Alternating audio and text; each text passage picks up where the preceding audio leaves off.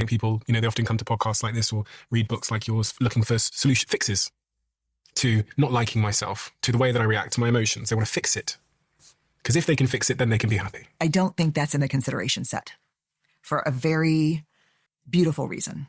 That if we could fix it and never have to wrestle with it again, we would be so short on grace for other people that we would be tyrants. So you think it creates a form of empathy for others? Yeah. I mean, I'm a very boundary person, but when I see someone behaving a certain way, I was like, oh, my asshole sees your inner asshole right here. I get what you're doing. I'm not going to tolerate it. I'm going to set a boundary around it, but I'm not really judging you for it. It's just that behavior's not okay right here.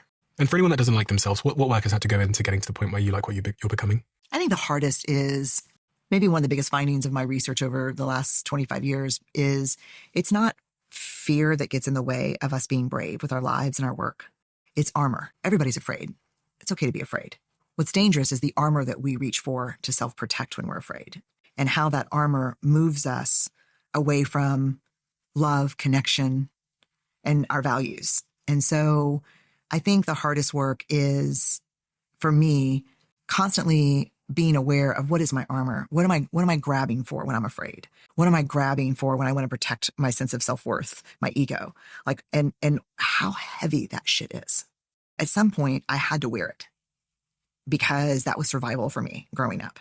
But this is the big developmental milestone of middle age, which you are squarely entering, which is kind of when the universe grabs you by the shoulders and pulls you really close and says, I'm not fucking around anymore. I gave you gifts. Choosing not to grow into them is not benign. There's a consequence for that. And your armor is getting in the way. You're a grown-ass person now. You have different choices. Let go of what doesn't serve. And that is the big milestone, I think, that we have to wrestle with in midlife.